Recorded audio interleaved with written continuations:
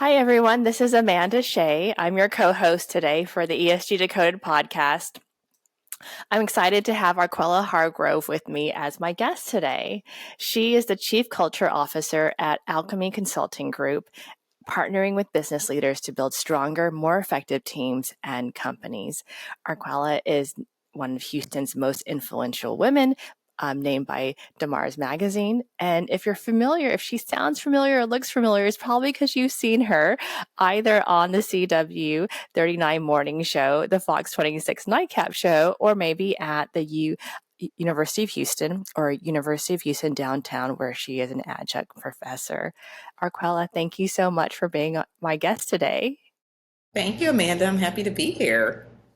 Will you tell us a little bit about Alchemy and a little bit about yourself? I gave a brief background, but there's so much more to you and so many more awards and recognitions.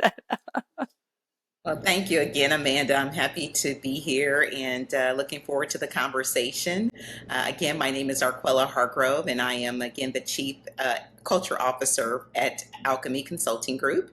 And we work and partner with organizations to approach or to facilitate the transformation of their leaders and their teams, which result in enhanced people-centric outcomes and improved profitability, as well as increased productivity for their employees. And they achieve this through transformation through a range of various strategies, whether it is leadership development, executive coaching, diversity, equity, and inclusion consulting, or HR consulting, to name a few, which again helps with engagement, retention, communication, inclusion, and many other successful outcomes for our client groups.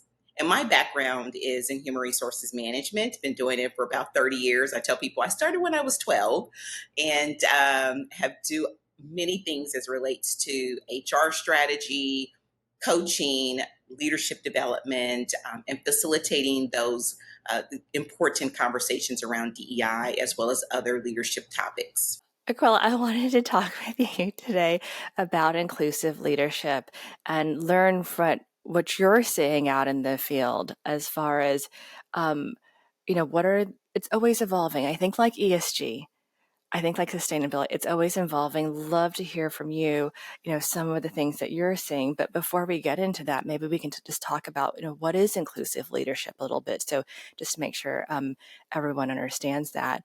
Um, my I love to hear your perspective. One thing I think about today is to be a modern leader, a leader in today's world.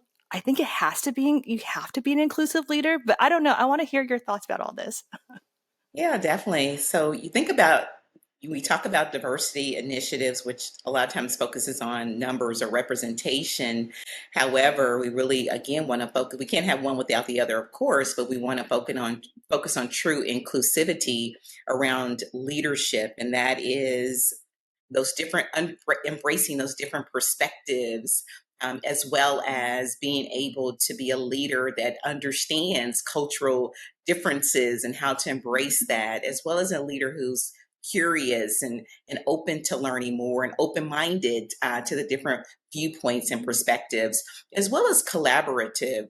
Being a leader who is inclusive means that you're collaborative and that you're empowering your team members to do stretch assignments, to be able to have their voices heard, and as that leader being able to work through any conflicts or differences so everyone is thriving within the organization. In addition to being that inclusive leader, it also requires that leader to really, again, be mindful of their own biases and being able to mitigate those biases or manage those biases so they are making the appropriate decisions as it relates to their employees and work assignments and hiring. And so those are some of the characteristics of an inclusive leader, as well as being respectful and having empathy and being trustworthy. And I can go on and on with many other characteristics, but those are some that really stand out when we think about being an inclusive leader and what we train leaders around and how they can show up for their team members, as well as, again, the benefits when you are more inclusive within an organization. I think it's something that I like personally strive for, but it's a lot. And I would love to hear maybe more on the kind of practical side of things of like, what are the, I think we want, that's the vision, right? That's what we want to be. And how do we get there from where we are today? Yeah, definitely. One of the research Amanda, shows and tells us, and we see it on this side as well, is that inclusive leadership really does improve collaboration within teams as well as innovation and employee satisfaction. And so really as we work with the leaders on this side, it's training on what does it look like, what does it sound like to be an inclusive leader and providing the how to that. And it really is that self-awareness, understanding, who you are as an individual and as a leader, and then what are things that you can do. And I always say start just in those small incremental steps of, how do I communicate better, making sure that I'm communicating in a way where I'm meeting people where they are. I'm practicing the platinum rule, treat people like they want to be treated. And so being able to communicate effectively and efficiently is key. Being able just to make sure you're hearing all the different voices and opinions as well when we're in meetings. And if someone's not speaking up or not, uh, you know, saying much, it's how do we bring that person in and ensure that they're being inclusive or being included. And then also just being curious and reaching out to your team members and asking more about who they are as they are members of the team and getting to know them a little bit better and being able to understand what motivates them, what are their aspirations, where do they see themselves growing within the organization, how do they need your help as a leader. So those are some of the things that we teach leaders on what they can do, and just really easy simple steps to practice inclusion every day. But it definitely starts with being aware of your own areas and what you do well, what areas you might need to improve on or develop.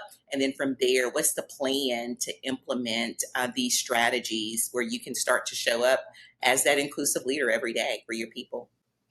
How are you? I will. You've been in this space for a long time, and I want to understand, like, how are you? What, what are you seeing change? How are you seeing it evolved? ESG is always evolving and changing, and we understand the world better. I think with each year, we understand our impacts in the world. But I would love to hear from you as a practitioner, as an ex. What are you seeing? What are the trends that you're seeing, and how is it evolving? When we think about, the traditional leadership models, and inclusive leadership really prioritizes building those relationships and understanding those individual strengths. And so seeing a lot more focus around how do we build those relationships? How do we make sure that people are leaning into their strengths? How do we ensure that there's psychological safety as well? Because what's trending is there's really being mindful of people's mental health states and making sure that they feel safe within the work environment where there's no bullying, there's no issues going on. And that goes to the leader to ensure that those things are happening within the organization, that where people feel safe and they are having those frequent touch points with their employees. But even, outside of COVID now, it's caused us to be really more intentional around how we communicate, what we communicate, and just being mindful of language. So those are some of the things that we're really seeing on this side as it relates to, again, building more relationships. It's being able to ensure employees are leaning into their strengths, as well as, again, being able to ensure that there's psychological safety there for employees. And so those are some of the things that we're seeing on this side, where we're having those conversations with leaders around inclusive leadership and how it might be different from the traditional models. Something that I think about at ClimeCo, at least, we have, I think, all we have, I think, currently 4 generations right alive right now in 2023, and we have all 4 generations, people from all around the world working here. And I think about how do we all want to bring ourselves to work, be ourselves at work, and I think about how can we, like you said, kind of create that space so that people can be themselves. Yeah, it's really just to understand those people more, our team members more. And so, I like to tell leaders is to spend some time, get time on the calendar. And as you have new employees come in, and part of the onboarding process should be really around understanding them a little bit more. And as I mentioned just a few minutes ago, just asking those questions about, again, want to understand them more and their backgrounds and what genius are they bringing to the organization, and how that leader can support them. What are things that they want to do or see as that employee? What are things that might be? I have leaders too that may ask employees, what are some things that, if you get stuck or there's a trigger, what are things that I can do to support you? And so those are things that we, definitely encourage leaders to have those conversations around. And definitely we do. We have employees from 18 to 80 work in all different communication styles, all different ways of showing up and, work ethic. And so want to be able to understand that. And then how do you lead based on that person's generation? And again, what are they expecting? A lot of times the younger generation, I'll say all people, want more frequent feedback. How do you get more frequent feedback? How do you coach in those certain situations? And so really, again, how do we make sure that we're transforming our organizations to meet the needs of our current workforce, and which may be totally different from what we're used to from years ago. I remember when we were doing our talking before, one thing that you're very supportive is coaching our leaders, that giving our leaders the resources. I'd love to hear more about why the importance of that. I am a fan of coaching. I'm a coach. I have a coach. And so when we coach, it really provides this personalized guidance to help those leaders or those teams to develop, in this case, inclusive leadership skills, or just to enhance their own leadership skills or interpersonal communication skills, and just really helping that leader to be their best at leading people and functions and companies. And so definitely there's benefits to coaching. I always like to say that coaching is there to help. We already know what we need to do, but that coach is there to help pull it out of us and to ensure that we are on track with our planning. And the coach is there to challenge. The coach is there to be the cheerleader. The coach is there to nudge as necessary, as well as to be that strategic thought partner as well. And so there are definitely benefits to having a coach. I always say that those who are in a director or above role definitely should consider having a coach, because then when you get to that level, there are just different conversations you're having and need that support. There are different rooms that you're in, and that coach is going to be able to help you to navigate those conversations in those rooms, as well as, I have leaders that I coach who will reach out and go, hey, I'm getting ready for a strategic planning session. I need to, need some guidance in regards to how do I, my agenda, and how do I show up, and what do I need to talk, my talking points. And so we work through that to get them prepared for those conversations, as I mentioned. And so coaching is a benefit for sure. There is a study right now that says that companies receive a return on investment through coaching at 786%. It's like, oh my gosh, like there are so many benefits when coaching is part of the strategy, because we're seeing it, and it's a return on investment for those companies that make that investment for those leaders. And then too, if there's someone who's not at a leadership level, there's typically group coaching that's beneficial as well. So those are some things to definitely for people to consider. I have kind of a basic question here, but I wanted to make sure I understand. Is is your coach also your mentor, also your manager, or is it perhaps more beneficial, effective to have different people serve those roles? Or how do you see those roles, I guess, overlap? Or when is it, what's the most efficient, effective way to? Yeah, definitely there's different roles. So the coach really is someone that should be totally separate from the internal manager. The manager is there to manage, ensure that the employee is meeting productivity levels and moving towards whatever the desired outcomes are for the business. And the manager will do some coaching and as relates to performance and behavior. However, a leadership coach or an executive coach typically is someone who's external to the organization, who is there to be that, as I mentioned, that strategic thought level leader, to help that leader to build awareness, to help with their communication skills, to be able, again, to provide that guidance into their development, which they're not going to be able to get as a result of someone being internal.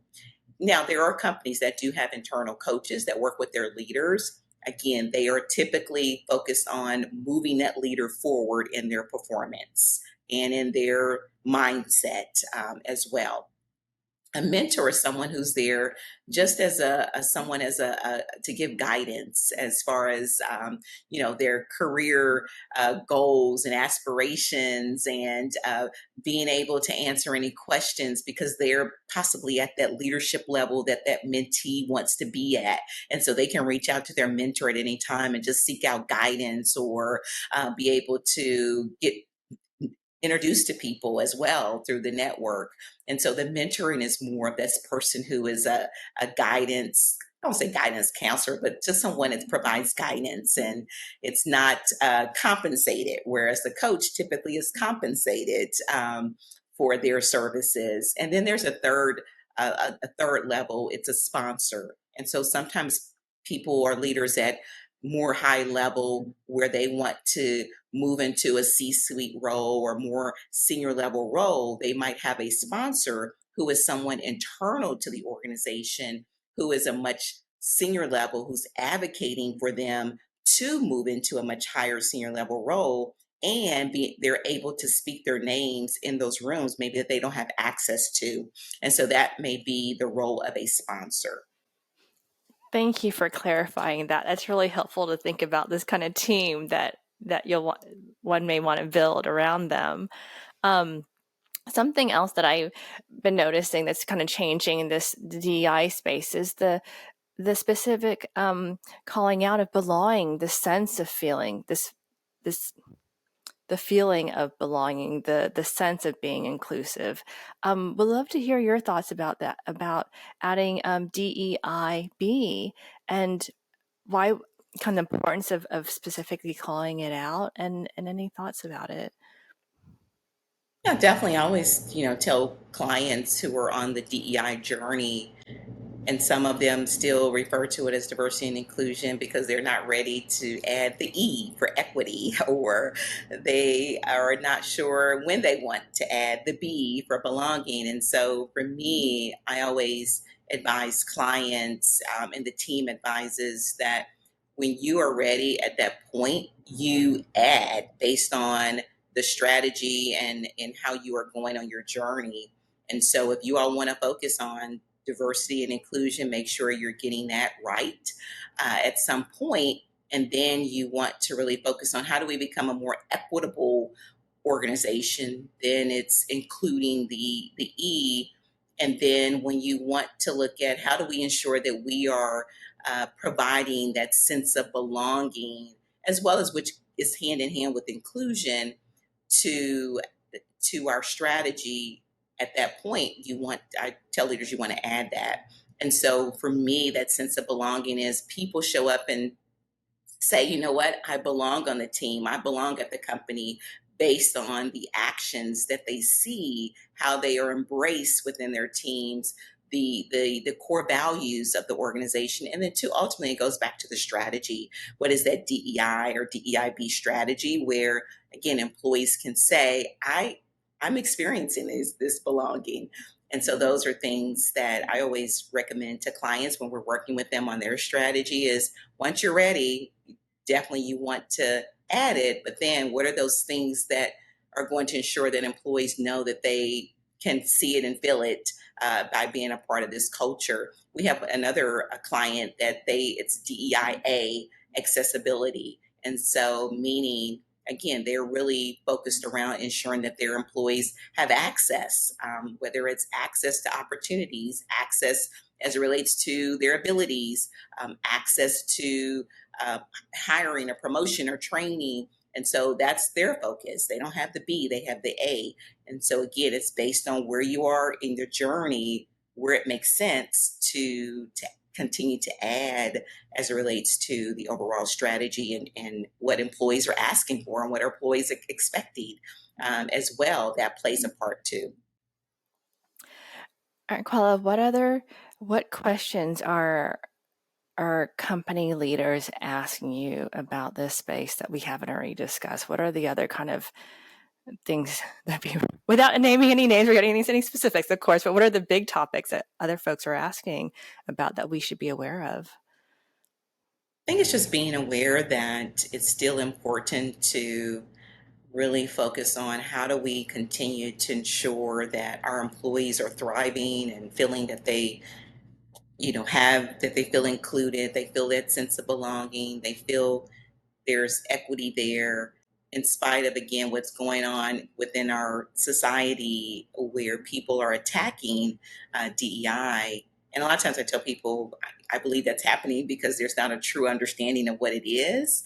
And of course, with the recent ruling by the Supreme Court related to the college admissions, that does not give companies a pass to go, okay, we're going to do away with DEI. That's not what that means. And so, really, how do we lean in to ensure that we are continuing to make sure that our workforces are diverse? And that means that as it relates to gender, as it relates to race, as ethnicity, age, educational background, military background, communication styles, it means many more things than what people think it does. And so ensuring that we are having workplaces where people are embracing those differences and that we stay the course because it's needed for sure. So those are some of the things that we're continuing to hear on this side and talk about and encouraging employers to continue to do the right thing as it relates to their workforce and to be sure to continue to transform as much as possible because our demographics are continuing to change and we want our workplaces to be able to mirror that as well. And at the beginning of when we started talking, you listed out many benefits of trying to achieve this. What would you say, or what would you advise leaders who are unsure of how to start? They want to do the right thing, they just don't know what to do first. What would you say are those first few steps if someone's new to this journey? Yeah, I say definitely. It is definitely. We like to say on this side, it's a marathon, not a sprint. So, I always say again, it's really to start to have conversations internally to understand more about employees and what are they experiencing, what might they want to see done differently. But it's starting internally and just having those conversations with employees, and from there to see again based on the data what you're hearing from employees is to okay, we might need to have some training around awareness and understanding so people understand what is bias, what are microaggressions, what does it mean to be an inclusive leader during these times. And so really it's starting there, having some conversations internally, and then based on that information is to consider those next steps, whether it's training or whether it's like, hey, we need to reach out to have someone come in and help us to formulate a strategy or to survey our employees more formally, or to look at what do we need to do over the next 3 months, 6 months and beyond to ensure that we are taking into account those voices from the employees and what they want to see done differently for sure. So those are things that I would recommend is just to start internally and start to have the conversations, leverage your HR teams, or if you have employees who have been raising their hand saying, hey, I want to, this is important. I want to, want the company to start thinking about DEI and I'm happy to start the charge for it. So those are things to consider for sure. But if there's an internal HR leader or team, is definitely to see how they can help to have start the conversation.